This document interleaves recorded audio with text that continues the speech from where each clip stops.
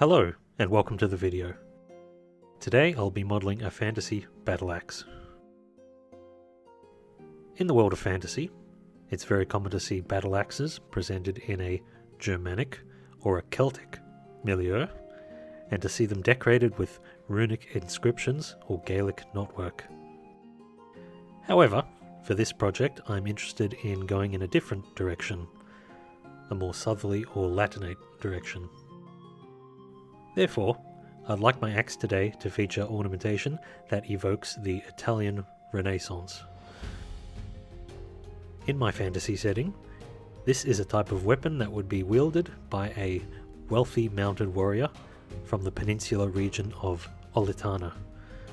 So maybe it would be the weapon of choice for a duke, or some other variety of nobleman, or maybe a captain or cavalry commander in one of the dozens of mercenary armies that operate throughout the region. If this weapon were to exist in our real world, it would probably be regarded as mostly just a ceremonial or a parade weapon. That is, a weapon that's only meant for looking at and admiring, rather than one that's intended to be used in an actual combat situation. However, the soldiers in my fantasy setting generally don't bother to draw such distinctions. So they'll happily take highly ornamented arms into the field while wearing lavishly decorated armors, so long as they meet their minimum requirements for functionality. Because I think we can all agree that it's just cooler and more interesting that way. Now, when researching battle axes from the late Middle Ages or the Renaissance, one term that often comes up is horseman's axe.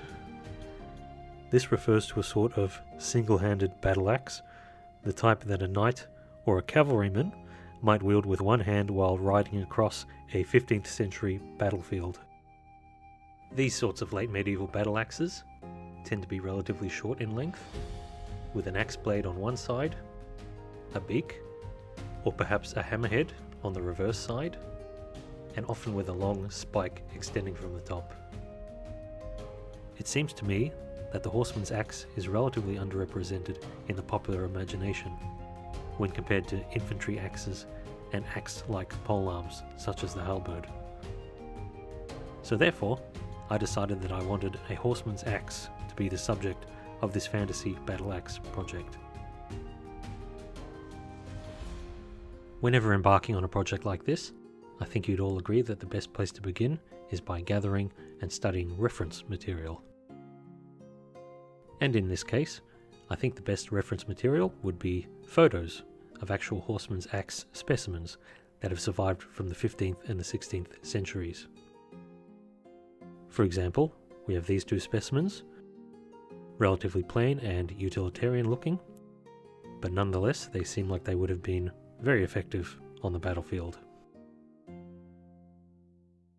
We also have these two specimens, much more elaborately decorated than the previous two, with the one on the right belonging to a member of the Medici dynasty, being a particular favourite of mine. In the reference gathering stage, another thing that I like to do is to take a look at depictions of the weapon in artwork from the period, because these can often be quite helpful in providing some valuable context for the weapon. And so here's two historical pieces that feature the horseman's axe. This one is from the mid-15th century, and this one is from the early 16th. However, one of the most reliable places to see the horseman's axe in period artwork is actually in resurrection scenes. Medieval and Renaissance artists like to use the resurrection of Jesus as an opportunity to equip the slumbering Roman soldiers with a wide assortment of armour and weapons. And so, we can see weapons that resemble the horseman's axe in the following pieces.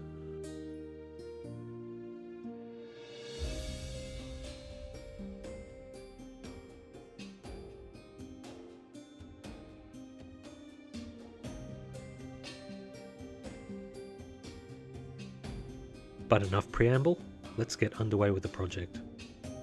I start off by blocking out the haft of the weapon by using a stretched out cube. I'll come back to the haft later on in the process because what I'd prefer to focus on first is the head of the axe. At this stage I pay a lot of attention to the topography of the axe head, particularly the triangular void in the middle and the way the edges flow around it. When you're researching historical axes, you'll see this sort of opening referred to as openwork decoration, or just openwork. Not only does it serve as a decorative element to make the axe head more interesting to look at, but it also helps to reduce weight. Before beginning the project, I decided that I wanted the toe and the heel of the axe blade to kind of splay out in a floral fashion. So I take care to ensure that the edges are arranged in such a way that they can properly contribute to the formation of the floral lobes. And I take pains to make sure that I have the exact correct number of edge lines in every segment, so that they can all connect with one another properly in a roughly triangular shape.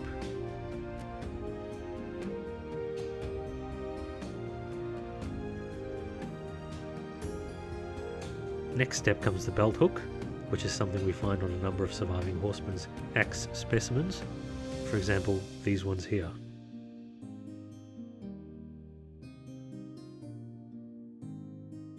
In the next step, I experiment with a long spike to crown the axe. But in the end I wasn't very pleased with it, and I realised that the silhouette of the weapon that I had in my head probably didn't include a long spike on the top.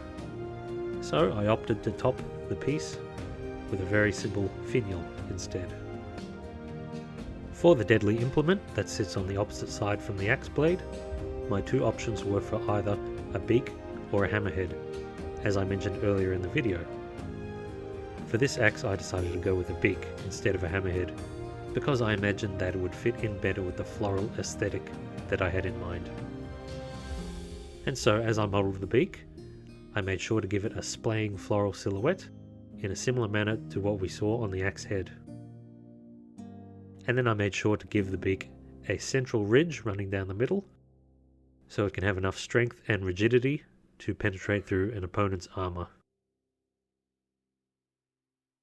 The langets come next. They're the long bands of metal that help to strengthen the weapon and to affix the head of the axe to the haft. But before I could put the finishing touches on the langets, I realised that I needed to lend a little bit more shape to the haft of the weapon. At first I thought that I'd give the weapon a rather simple and straightforward haft, with some metal studs and maybe a leather binding of some sort around the grip. I figured that I'd just have all the decorative elements concentrated on the head of the axe, in a similar fashion to a number of the surviving examples of the horseman's axe that we've seen. But then I thought, if I put a bit more effort into embellishing the haft, not only would the final weapon be a more attractive purchase for the style-conscious cavalryman, but I'll also end up with a much more interesting YouTube video. So to start the haft decoration process, I create a copy of the haft object and I add some seams. Now at this point it may look like I'm actually skipping over this modelling step and jumping forward onto the texturing process, but you'll find that this step is actually a means to the end of modelling the haft. In the UV editing workspace, I take 5 of the UV islands and force them into neat rectangle shapes. Then I export the UV layout as an image file and open it up in Adobe Photoshop, where it will act as a framework for the next step of the process. I think at this point it will be worth it to take a moment to talk about the style of ornamentation that I'm aiming for the haft of the axe. I'll start off by just showing you. This is the type of decorative element that I wanted to pattern the haft after. Basically, it's a type of Renaissance era column motif, incorporating urns and foliage. Now in general, an artist can look at a decorative or an architectural element of some sort and take inspiration from it and incorporate it into their work. And they don't necessarily have to know the name of the element in order to use it or be inspired by it. But because I'm trying to explain my process in detail for this video, I realized that I needed to track down the actual name of this element. And this was easier said than done. I consulted a number of books on ornament and architecture and performed several internet searches before I was able to pinpoint the right term.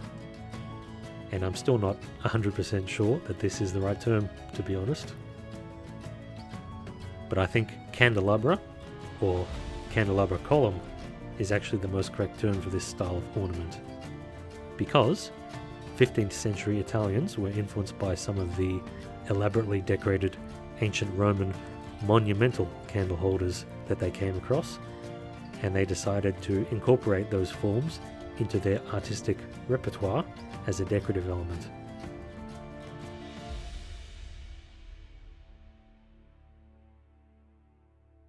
You'll also see the term candelabra grotesque occasionally, but that seems to apply to candelabra columns that are exaggeratedly ornate, in accordance with the grotesque style, where human elements are intermingled with animal and plant elements.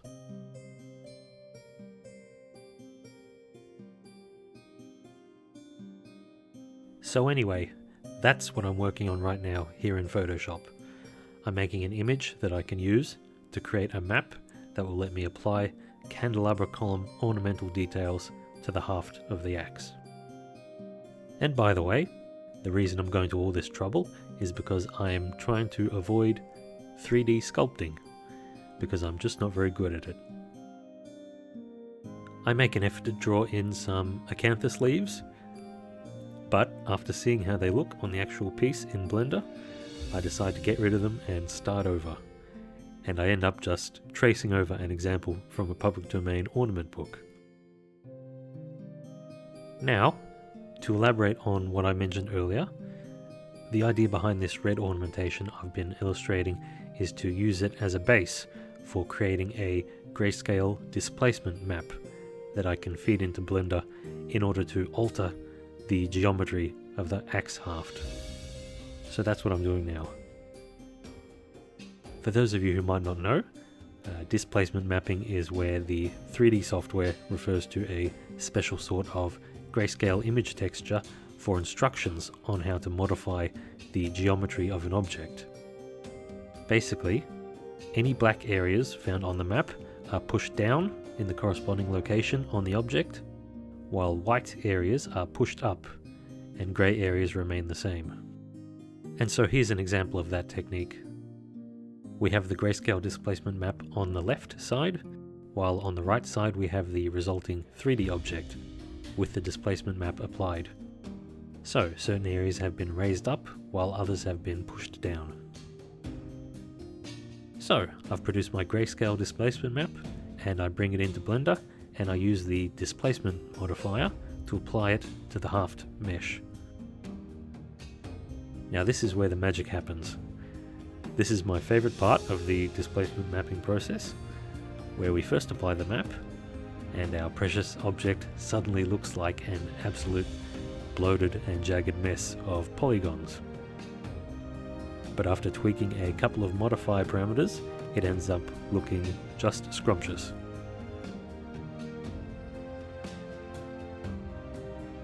So I apply the displacement to the mesh and, as a finishing touch, I populate the haft grip section with a couple dozen studs in order to make things a little bit more visually interesting and so it's easier for the fighting man to hold onto the weapon. And with that, our axe haft is finally complete, and so too is the modelling stage of the project. The next step of the process is the texturing stage, and so I'll be returning to the head of the axe. As I decided to give the silhouette of the axe a splaying motif, evocative of flowers or vegetation, I thought it would only make sense to move forward with that same aesthetic by applying a floral tracery decoration to the surface of the axe blade. Before getting started on the tracery, I spent an inordinate amount of time browsing through various different examples of medieval and Renaissance floral ornamentation, searching endlessly to find one that would work well for the shape of the axe head. I guess you could call it decision paralysis. But eventually I decided to take out my tablet and just start drawing, and luckily I was able to get over the hump in the road. First, I roughly sketched in the floral tracery, basically just going with the flow and doing what felt natural, and then I went over the rough line work with a more refined pass.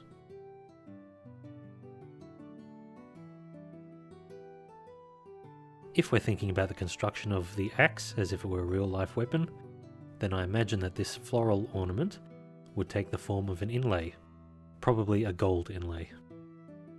In real life, this would mean that a groove or a recess would need to be incised into the surface of the metal, and then a separate gold piece, sometimes in the form of wire, sometimes in the form of a carefully cut sliver of metal, would then be hammered into that recess. In the end, I'm mostly satisfied with my final floral ornamentation, but when I look at it, I can hear a little voice in my mind trying to argue that it actually looks more like floral decoration from the 17th or even the 18th century, quite far out of my chronological wheelhouse. But maybe that little voice is way off base. What do you all think? Regardless of whether it's off base or on base, I didn't want to have to do it all over again in a slightly different style, so I just moved forward to the next step. In order to emphasize the inlaid floral ornamentation, I decided that it would be necessary to darken the surrounding negative space. And around the end of the 15th century, the way metalworkers would have achieved that sort of effect would be through adding dots or hatching to the surface of the metal via etching. Now, in case you don't know, etching is the process where an artisan applies an acid of some sort to the surface of the metal, and the acid proceeds to eat away and discolor every part of the metal that hasn't been covered over by a protective substance. One of the main ways to darken a negative space or a background for metal etching is to apply 1,000 tiny little dots, so that's what I do here. Thankfully I was able to use a dot texture that I made for a project in the past, where I attempted something similar. For the next step, I quickly make a grayscale copy of the ornamentation, which will serve me as a bump map. And I also make a black and white map, which will help me to isolate the ornamentation from the rest of the axe head during the texturing process, which is a process that I'm finally able to begin now that I've completed all this preliminary work. I use a plugin called Shorlotl Live Link to easily send the axe object from Blender over to Substance Painter. And so after performing a bake, which includes a high resolution mesh of the haft, and delineating my different materials, I get right down to texturing. This is always one of my favourite parts of the 3D art making process, because I enjoy seeing life and colour finally being bestowed upon the mesh after I've spent however many hours modelling or sculpting. And also because I find Substance Painter's Smart Material feature to be very satisfying and quite time saving. I knew that I wanted the wood of the haft to be a sort of a rich brown colour, so I apply a trusty Smart Material that represents walnut wood, however with plenty of scuff marks and signs of wear and tear, so it's quite appropriate for a weapon of war. I apply a suitable scratched steel texture next, and then I add the mask and the bump map for the axe head floral ornamentation. And as I stated earlier in the video, I wanted the decorative inlay on the axe head to be gold, so here I spend a bit of time trying to get the gold material just right. I want one that's not too bright so that it looks unrealistic and gets flooded out by the lighting in the scene, and one that's not so dark that it gets kind of lost amongst the grey of the steel texture surrounding it. For all the nails or rivets studded throughout the weapon, I have a brass or bronze material in mind, so I apply a yellowish brown metal texture. I wanted the rivets to have a coloured shine that evokes the gold inlay of the axe head. However, I didn't want to use gold again because I thought, in this case at least, that gold would be too precious to use for something as utilitarian as the rivets. I then use Live Link to shoot my materials back over into Blender, and I get to see how they look in the Blender viewport for the first time. I'm quite happy with what I'm seeing, but I decided that I wanted something that would highlight the carved wood moulding on the haft of the axe. So I returned to Photoshop and I paste in and scale up a screenshot of the texture map from Blender to use as a guide. And then I take a bit of time to highlight the haft decorations. And I save the result as a white on black image that will serve as another mask for use in Substance Painter. Now back in Substance Painter again, I apply a paint texture on top of the wood material, and I put the mask in place so that the paint is restricted to only where I want it to go. I experiment with making the paint a dark forest green colour, and I quite like the way it looks. But then I decided instead that I wanted the paint applications to more closely align with the colour decisions that I'd made already for the other components of the axe, so I changed the colour of the paint to yellow. And then when I'm pleased with the paint material, I shoot it back over to Blender. My very last modelling step, after the end of the texturing process but before the final render, is to slightly squeeze the entire weapon along the Y axis. Now this is a step that I was uncertain about, because I'm quite satisfied with the circular column-like shape of the haft that I've created, and this decision kind of compromises that. But in the end I decided that it was a necessary modification for practical reasons, due to something called edge alignment.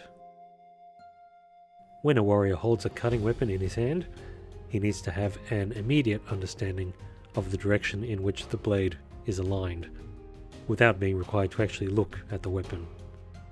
He needs the tactile information. He needs to be able to feel it in his hand.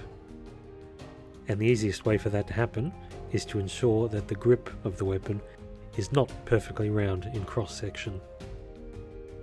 If the grip of the weapon is a perfectly cylindrical tube shape, then the wielder generally won't be able to receive any tactile information about the orientation of the blade, and therefore the blade could end up being out of alignment when he tries to actually swing the weapon, leading to a very suboptimal attack. But anyway, squashing the entire weapon this way is a fairly minor change in the end, and I realise that a lot of people might not even have noticed it without me taking the time right now to talk about it. But now, finally, it's time for the final render.